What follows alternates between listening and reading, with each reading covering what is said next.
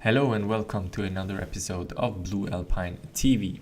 In today's episode, we will talk about how the launch of the Petro currency in Venezuela went, and we'll look at Iran and what they're planning in terms of cryptocurrency. So yesterday was actually the day Venezuela has announced and actually started the pre-sale of the Petro coin.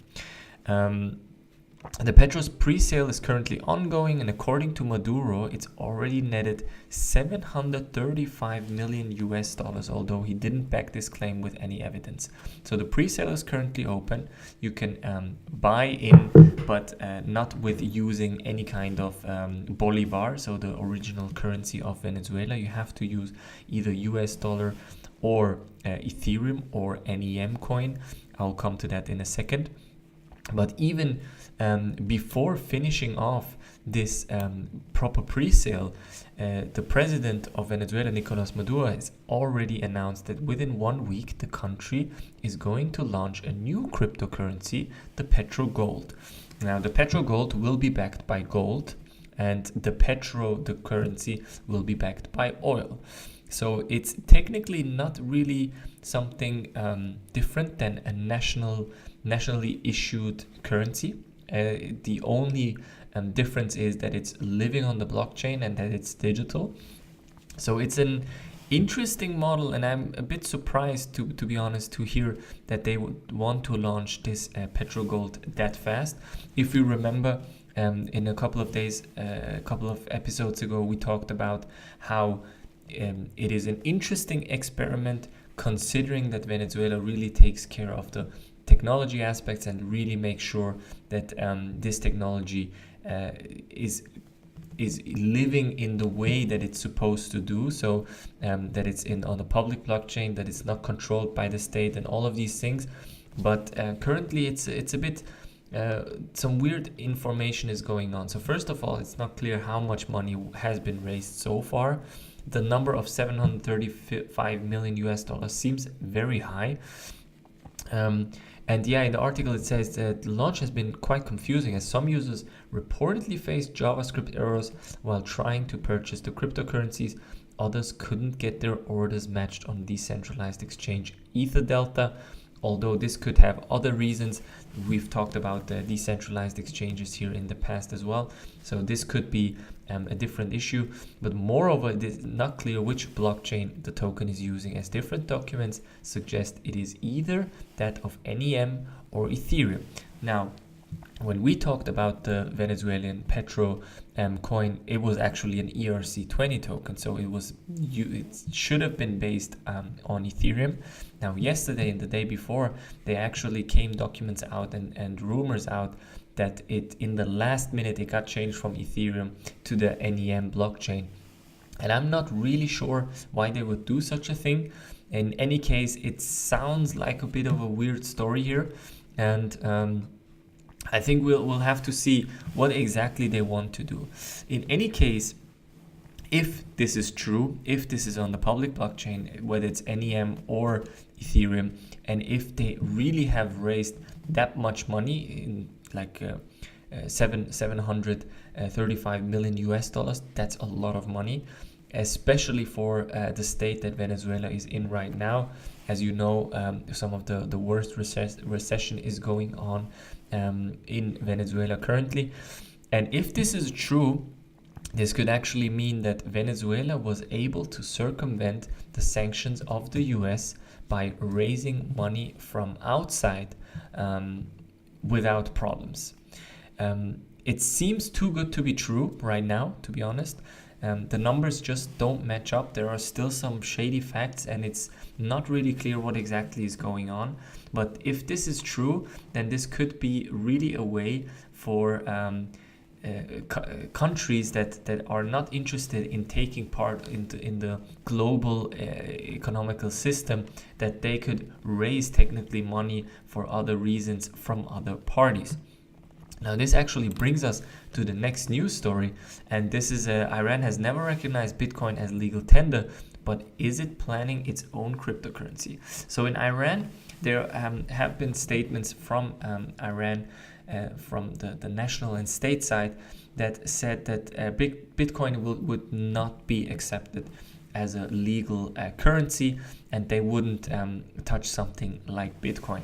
However, the ICT minister, Mohammad Javad Azari Jahromi, has actually mentioned on Twitter this, and this has been translated from Farsi. In a meeting with the board of directors of the Bank of Iran, which is the national bank, on blockchain-based digital currency, the necessary measures for the pilot implementation of the country's first digital currency were set out by using elite capacity. Not exactly sure what that means. A pilot model for review and approval will be presented to the country's banking system.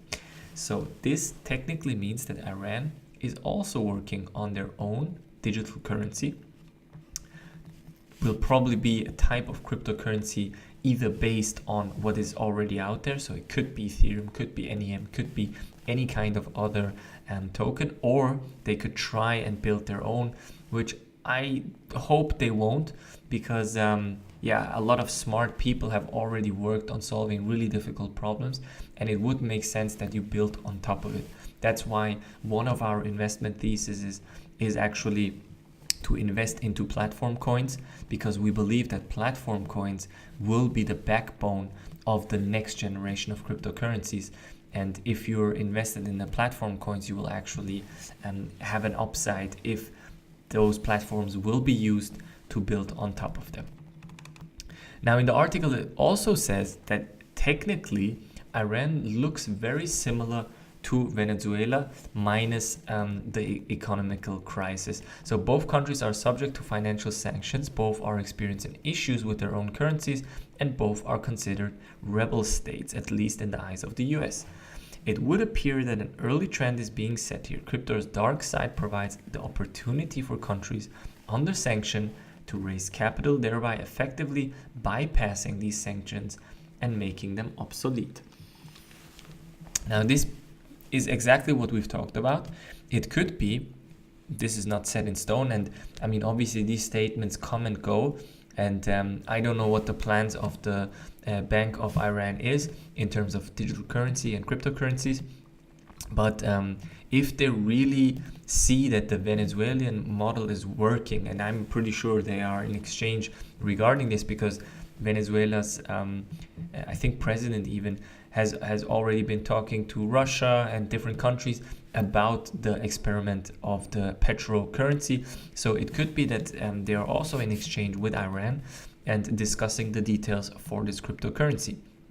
And if this really proves to be a possible, viable, legal option, in the terms of the country, then it actually could mean exactly what the article has mentioned, and this is that they could technically circumvent these sanctions that came from mainly the US.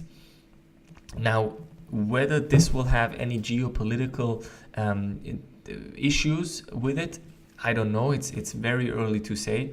Nonetheless, I think we are seeing a different side of crypto here. So we've always talked about this idea that cryptocurrencies and the blockchain is such a revolutionizing idea, such a broad idea, and that it will really change the financial world, but also the general world and economy and how it works. But here, this is actually how we're seeing it in practice. So obviously, the Venezuelan model or maybe the Iranian model won't be perfect. There will be issues, but if this actually can make them independent from different countries, this is exactly what Bitcoin and cryptocurrencies have set out to do. So to be decentralized and actually be without control and actually take over the control of finance to yourself. Now, what I don't like generally about these state-owned cryptocurrencies is exactly that they are state-owned. So ideally, even Venezuela and Iran would approach it in a way that all of these things are decentralized and that the people are actually deciding. So that would be an interesting model, but I would say let's wait and see what happens in Venezuela and what the news from Iran will be. And it will stay exciting. I think we'll see different countries coming out and launching their own cryptocurrencies, be it on the model of Venezuela or on their own, but it will definitely stay exciting for sure. And with that, guys, we're already at the end of today's episode. Make sure to like this video, comment if you have any questions, and subscribe to the channel, and I'll see you on the next one. Bye.